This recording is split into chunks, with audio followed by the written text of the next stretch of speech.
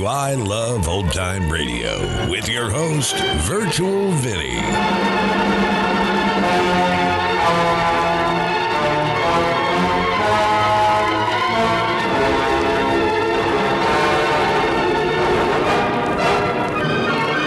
Welcome to a new week here on I Love Old Time Radio. Welcome, Old Time Radio fans. I'm your host, Virtual Vinny. You can interact with us via social media on Facebook at I Love Old Time Radio and on Twitter at I Love OT Radio. You can send feedback to us via the contact form on our website at iloveoldtimeradio.com. You can also anonymously tell us what you think of the show by filling out our survey at iloveoldtimeradio.com/survey. This episode is brought to you by the live broadcast of It's a Wonderful Life. Join us on Christmas Eve starting at 8 p.m. Eastern Standard Time for Jimmy Stewart and Donna Reed reprising their roles in this radio adaptation. I'll be in the chat live with everyone, so join us, won't you? I Love Old Time Radio produces a new show every Monday through Friday, each day with a different theme. Tuesdays, we see what trouble Irma Peterson can get into on My Friend Irma. This episode was originally aired January 19th, 1948, and this is episode number 41 entitled The Book Crook.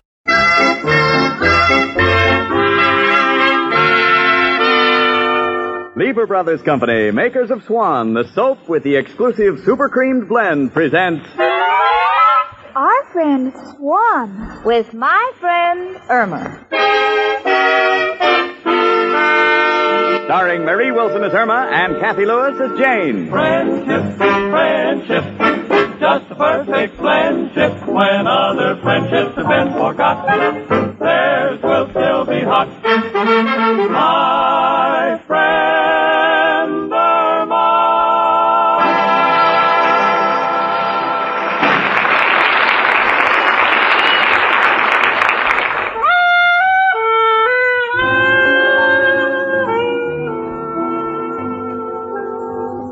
You know, when two girls share an apartment together, I don't think one has any business telling the other how to live.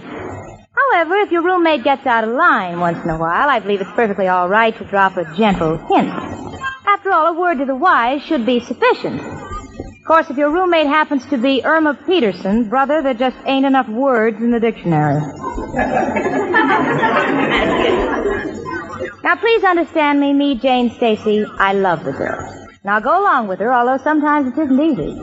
For instance, the other night I was telling Irma about the lovely dinner party that I attended. I remarked that the table was set with community plate, and Irma said, Community plate? I wouldn't want everybody eating from the same dish.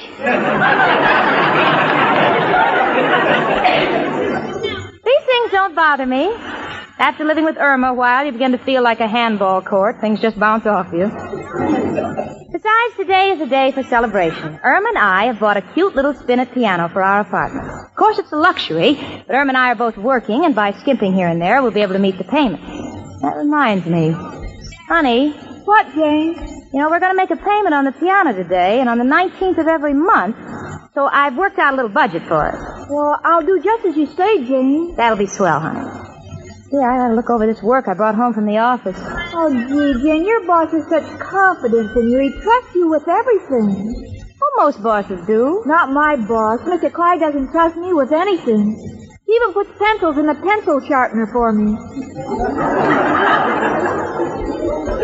Why? I don't know. Maybe he's tired of pointed erasers.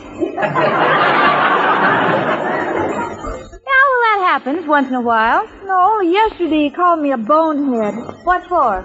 Well, just as I was opening my lunch, he asked me to get the bank deposit ready, and I got confused. Confused? Yes, because he called me from the bank and said they would not pay interest on 3 tuna fish sandwiches. Well, honey, all jobs have their shortcomings. Not yours, Jane. You're a private secretary, and I'm a plain stenographer. Mr. Clyde is always yelling at me, telling me I don't know my work. He can't find anything in the files, and when I run out of stamps, I have no business sending a letter COD. Well, honey, you should do something about it. I am. What? I'm going to ask for a raise. You're going to ask for a raise? Well, Jane, you know, the more they pay you, the more they respect you. Oh, wait a minute, sweetie. You can't do that. We're skating on thin ice right now. We just bought a piano. There are payments to be met. And what if Mr. Clyde fires you? Me? Huh, he wouldn't dare. I'm indispensable. I'm going right down and talk to him. Irma, listen, Now, sweetie, don't worry, Jane. Now, just leave it to me. I know how to handle Mr. Clyde. Besides, he's hinted many times that I'm in solid with him. In solid with him? Yes, he's often said I had a head like a rock. Wait, Irma, listen to me, honey. Please, Wait. Jane, when I come back, my position will be different. Goodbye.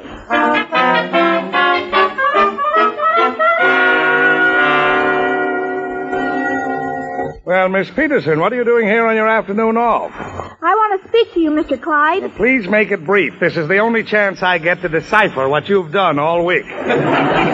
By the way, as long as you're here, where did you file the letter to Smith & Smith? Where it belongs, under C. C. Mm-hmm. Cough drops. Thank you. I had no trouble finding your letter to Liverpool. I looked under G. Oh, how did you know? Simple. Just remember your system. Liver is meat. A pool has water. Water and meat makes gravy. Look under G. Now, what's on your mind, Miss Peterson? Mr. Clyde, you know the things I do around this office. Yes? You know how I talk to the clients. Yes? You know how I take care of everything. Indeed I do. Well, I guess there isn't more to be said. There isn't. You're fired.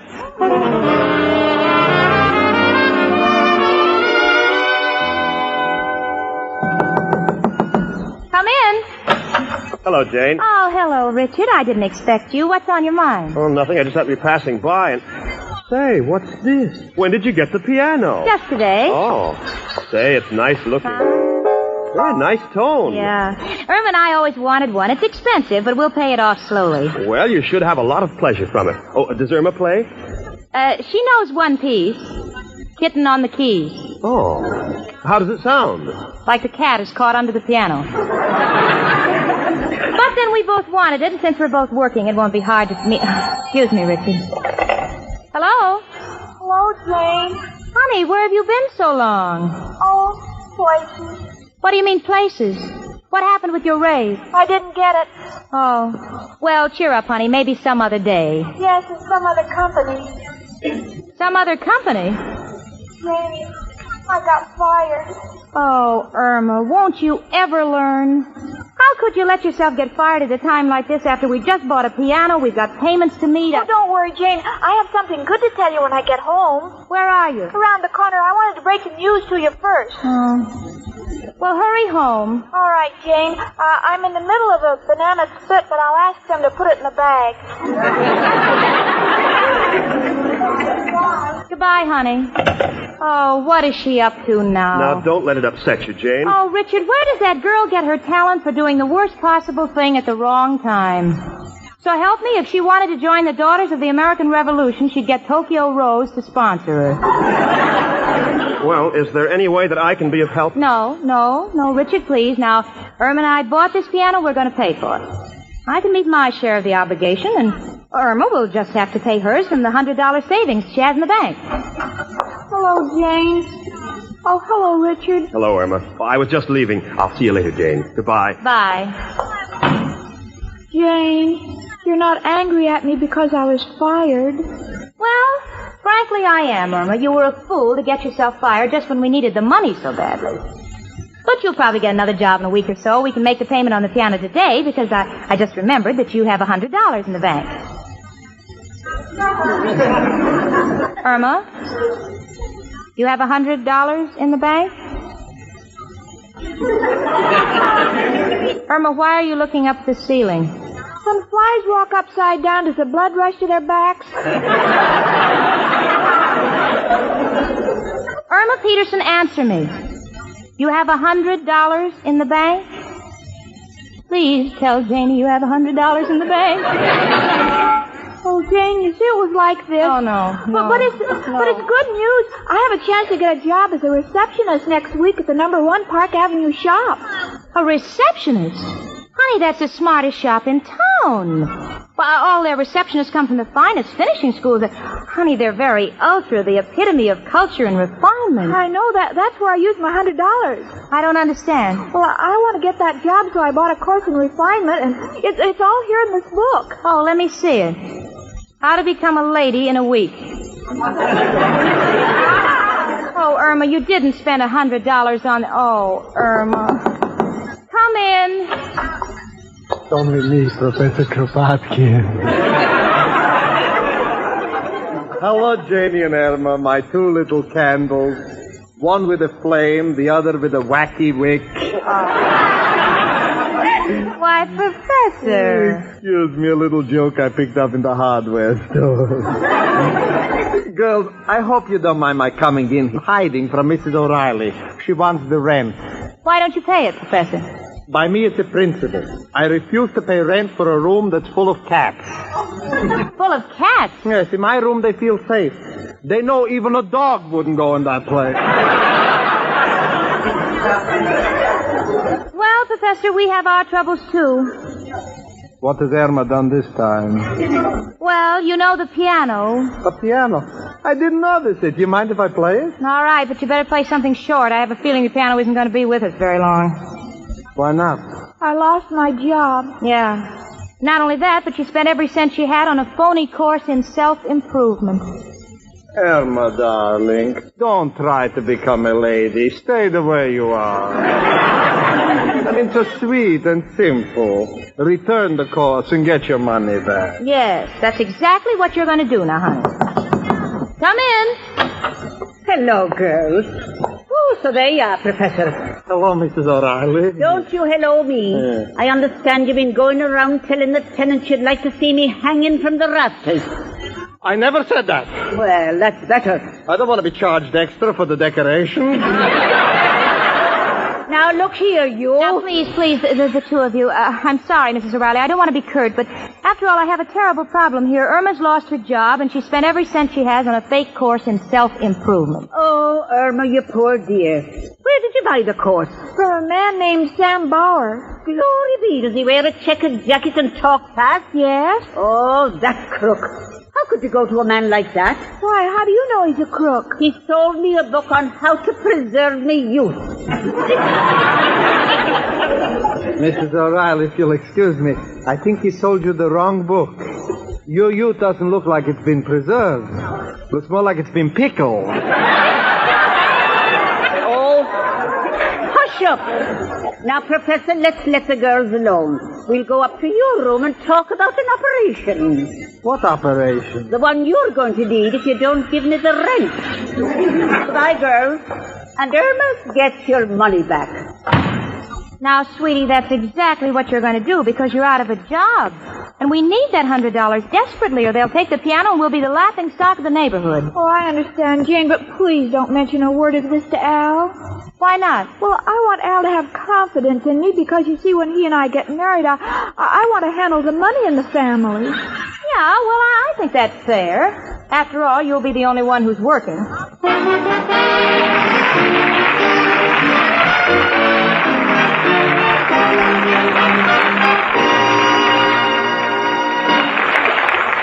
And now Susie Swan sings to us. Listen. My advice, says Susie, when you are buying soap for dishes, please be choosy. Swan gives a brand new kind of suds, you see. Your dishes wash so easily. Swan's gentle too. I Swan, do you? Says Susie.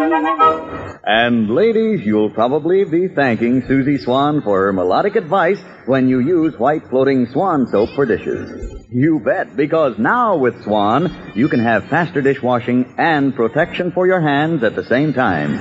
You see, Swan is made with an exclusive super creamed blend for a wonderful new kind of suds. Suds that get your dishes washed fast. Suds that rinse away so completely with one hot rinse, your dishes never need drying. Yes, Swan saves you time, but that's not all. Swan saves your hands, too. Sure, because Swan's exclusive super creamed blend protects your hands, leaves them lovely as ever. Think of it, no more strong soaps or strong soap powders that make your hands all red and rough.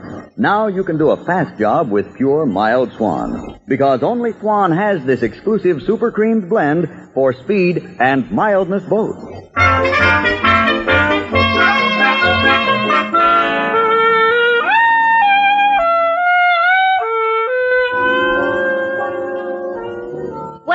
home, pacing the floor, waiting for Irma to come back with the $100 that she spent on that worthless culture course. Oh, gee. I hope she gets it, because there's a payment due on the piano. And I don't want to be at the keyboard playing ballerina while 2 truck drivers dance off with the piano. Hello, Jane. Irma, did you get the money? No, there was a note on the door. Out to lunch. I think Mr. Bauer likes Mexican food. Mexican food? Yes, because the policeman in front of his office said this guy is headed for the border. Oh. Irma, there goes the 100. Are you angry, Jane? Irma, I don't know what I am any longer. All I know is that I've been living with you for a year, and everything you've bought in that time has been a swindle. First, that refrigerator. Well, everybody buys a refrigerator. Without a motor? Well, the man said that without any moving parts, it would last longer. All right, it could happen. What about the time you wanted a fur coat and I told you to go to I.J. Fox? Where did you go? I.J. Wolf. He said he was a distant relative. And what kind of fur did you buy? The man said it was a genuine mink-dyed squirrel-colored leopard-spotted caracal beaver. Honey, I told you that many animals haven't gotten together since they walked into Noah's Ark.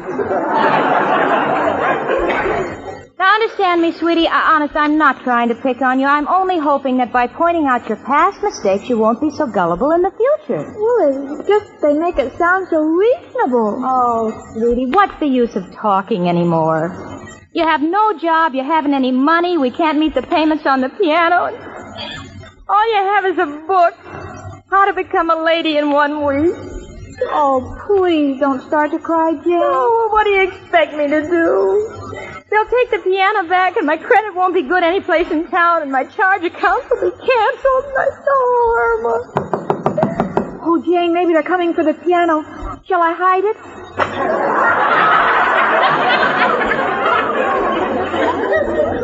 Yes, put it under the rug. Come in. Hello, Jane. Hi, chicken. Hello, Al, honey. Well, kids, I've done it again. Oh, Al, not another one of your deals. What is it this time? Dipping tapioca in ink and selling it for caviar?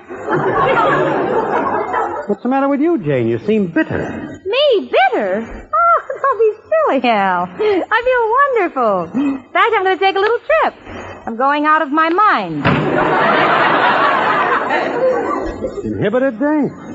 Chicken, what's up? Al, I got fired. Fired? Chicken, how can you tamper with my future like that? That's the worst news I've heard. No, it isn't, Al. I also spent my life savings on this course. Let me see.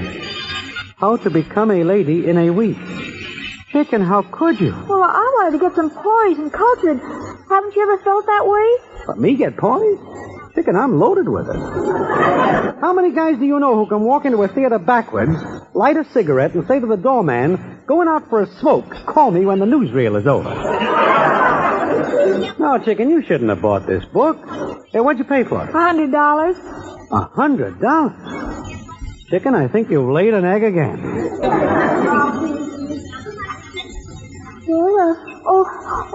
Well, there must be something else we can do. Yeah, well, if there is, there's only one man who can help us. Who, Al? Who else but... Hello, Joe. Al. Got a problem. Gotta find a job. For me? Joe, don't be funny. It's for Irma. She got fired. Wants something in her line. Yeah, well, Irma does typing. Yeah, you remember the one who typed that letter for your cousin Willie, asking the governor for a pardon? Yeah, well, Joe, don't be sore. She just left out one word. I know she was supposed to write, I am not guilty, and she left out the not. What's one word among friends? Then you're still sore, huh? Don't want to help. All right, forget it, Joe. Goodbye. Well, what are we going to do now? Don't know, Chicken. Looks kind of hopeless. Oh, Al, I guess I've just ruined everything. Oh, take it easy, Chicken. Oh, no, I'm a burden to all my friends. I treat them all like beasts. That's what I am, a beast of burden. Chicken! Oh, the poor kid. Come in. Hello, Al. Where's Jane and Irma? Jane's out for a walk.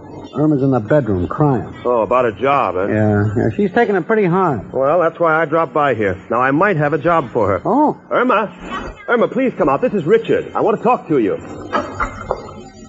Hello, Richard. Tell her the good news, Richard. Well, it isn't definite, but I just left the house, and Mother's having tea with Powell Stuyvesant, the editor of Society magazine. Now, he employs any number of girls, and I thought I might talk to him in the morning about employing you. Oh, Richard, you're so sweet.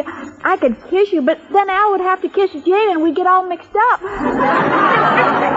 Well, I think I'll run over to Papillon Restaurant and see if Jane's there. Now, Irma, I'll call Mr. Stuyvesant in the morning and have him get in touch with you. Goodbye. Goodbye. Isn't it wonderful, Al? Just got an idea, chicken. What, Al? Why should we wait until tomorrow? Job might be filled. Why don't we drop in on Mrs. Rhinelander now and meet Mr. Stuyvesant socially? Make a big impression. Might even get a better job. But, Al, we weren't invited. We're in the clear. We got an excuse. We'll say we're looking for Richard. No, he won't be there. But, Al, you think it's right. Chicken, all big deals are not made in the office. It's on the golf course, at tea, at cocktails, at bridge. You gotta handle it like the big shots do. Oh, but Mr. Stuyvesant is editor of Society magazine, and Mrs. Rhinelander is... Oh, Al, I'll be so nervous. Maybe I ought to read the book on culture and get some points. That book is a fake.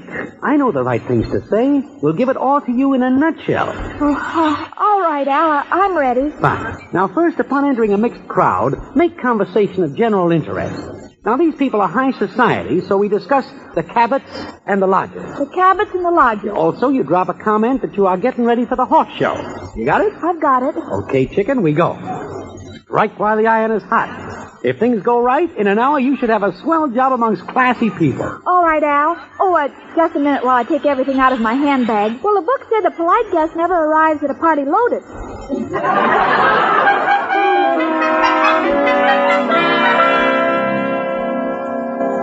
All right, chicken. Now, before we ring, have you got everything straight? I make general conversation. I'm getting ready for the horse show, and I talk about the Cabots and Lodges. Okay, I'll ring.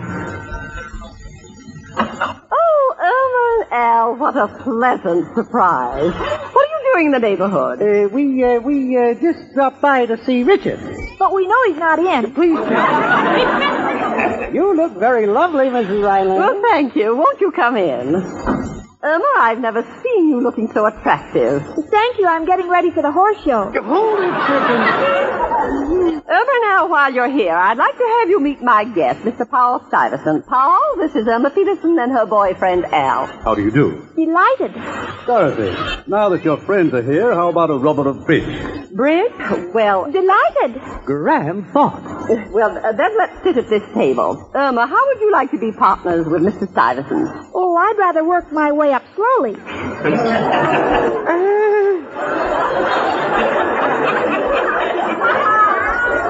Girl's got a great sense of humor. Are these the cards? Yes. Mind if I count them first? I beg your pardon. A mere formality. Saved me many a buck.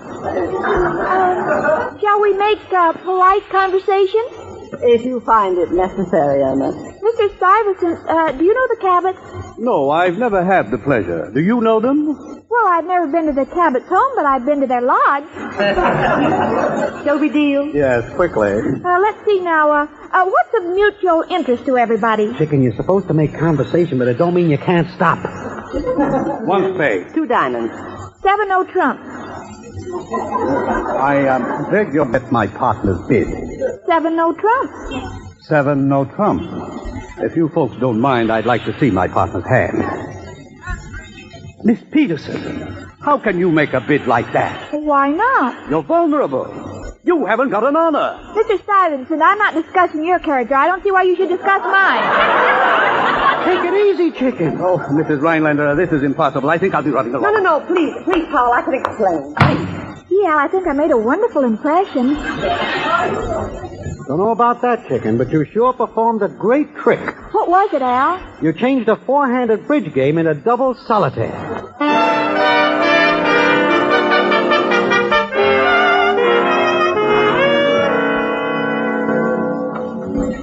Oh, hello, honey. I've been waiting for you. Hello, Jane. I ran into Richard. He told me the wonderful news. He's going to speak to Mr. Stuyvesant first thing in the morning about a job for you. Oh, Jane, I don't think I'll get along very well with Mr. Stuyvesant. Well, sweetie, you haven't even met the man. How do you know? Well, that's silly, Jane. I've never taken poison, but I know I wouldn't like it. Irma, what are you talking about? Jane, if that's Richard, don't answer it. Why not? It may be a wrong number. Irma, you're really acting ridiculous. Hello? What, Richard? Yeah, she just came in. No, she wouldn't tell me where she's been. What? That your mother's playing bridge with Mr. Stuyvesant. What happened? Oh, Richard, is your mother angry? She's not. Oh, bless her. Are you angry? You're not. What about Mr. Stuyvesant? He's what? He's given up cards, has locked himself up in the Harvard Club and refuses to. Oh, Richard, you're kidding. Was it really that bad? I see. Excuse me, Richard. I want to have a talk with Irma. Bye. Irma Peterson, how could you? Oh, I'm sorry, Jane. We were so anxious to get the job, and we wanted to do it the social way. You know, strike while the iron is hot. Well, you certainly cooled it off. Oh, honey, goodness knows when you'll get a job, and they'll take the piano back, and how we pay our bills, and oh, Irma. Hello? Who? Mr. Clyde? Yes, Mr. Clyde. You want me to come back to work? Well, why? Oh, because you don't know where anything is and you have to go to a psychiatrist. And you have to go to a psychiatrist anyway. Yes, sir, Mr. Clyde. I'll be there first thing in the morning.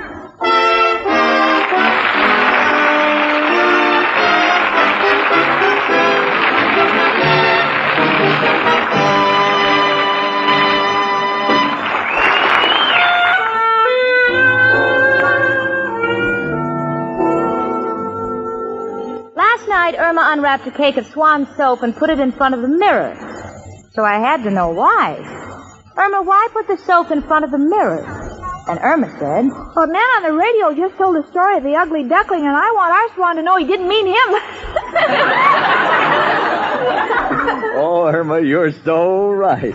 In fact, it's downright beautiful, that cake of Swan soap. Smooth and white and creamy. And thanks to Swan's exclusive Super Creams blend, Swan's new kind of suds are wonderful. Sure, they whip up fast for dishes, whisk away dirt and grease, and leave your dishes shining, gleaming bright. And you'll like the way Swan's new kind of suds rinse away. So completely your dishes never need drying. And ladies, beautiful is the word for the way Swan leaves your hands. You see, Swan's exclusive Super Creams blend protects your hands, leaves them soft, smooth, and lovely as ever. And white floating Swan can give you this speed and mildness combined, because only Swan has this exclusive Super Creams blend.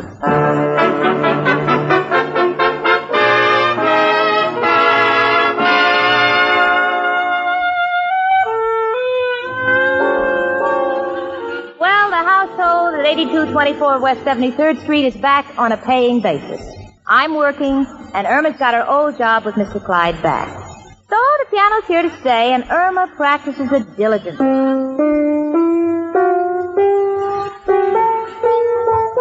You know, sweetie, I'm delighted in your interest in music. Why do you practice standing up? I have to. I'm learning the Star-Spangled Banner.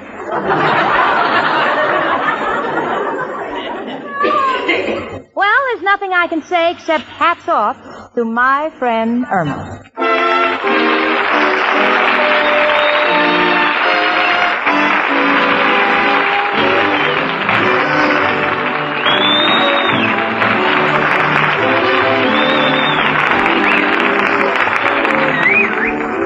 My Friend Irma, presented by Swan, another fine product of Lever Brothers Company, was by Cy Howard. Tonight's script was written by Cy Howard and Park Levy. Folks, next Monday evening, listen again to Our Friend Swan. With my friend Irma.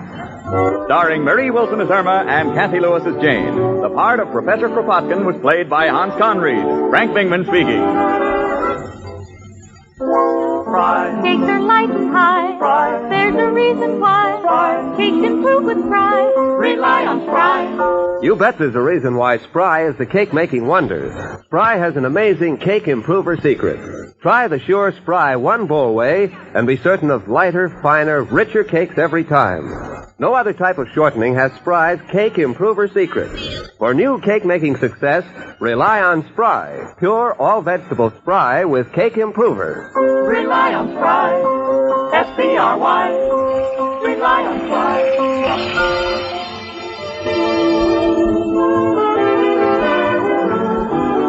Tune in next week, 1 hour earlier, and listen to the Lux Radio Theater, immediately followed by My Friend Irma. This is CBS, where 99 million people gather every week. The Columbia Broadcasting System.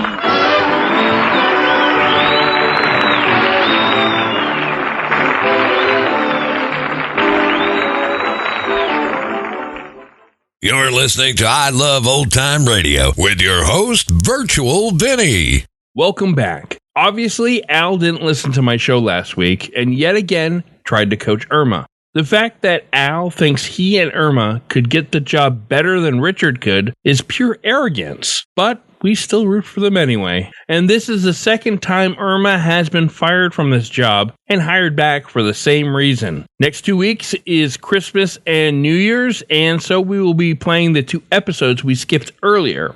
It's now time for listener feedback, and Jerry writes, listening to I Love Irma and You Bet Your Life from my hospital bed. Humor is a great medicine. Well, it sure is, Jerry, and I hope you heal quickly. Thanks for listening. And that's going to do it for our program. You can find I Love Old Time Radio on iTunes, the Google Play Store, and on Stitcher. You can listen to us on your Alexa device through TuneIn. Please take the time to rate us and leave a comment as well. Like us on Facebook at I Love Old Time Radio. Follow us on Twitter at I Love OT Radio. Comments and questions can be directed to our website at iloveoldtimeradio.com. Support the show by joining our Vintage Radio Club at iloveoldtimeradio.com/vintage. Or send a one-time donation at iloveoldtimeradio.com/support. Tomorrow we have Rogues Gallery, and next Tuesday is the Christmas episode of My Friend Irma. And don't forget our live broadcast of It's a Wonderful Life live on YouTube next Monday on Christmas Eve at 8 p.m. Eastern Standard Time. For iloveoldtimeradio.com, this is Virtual Vinny signing off.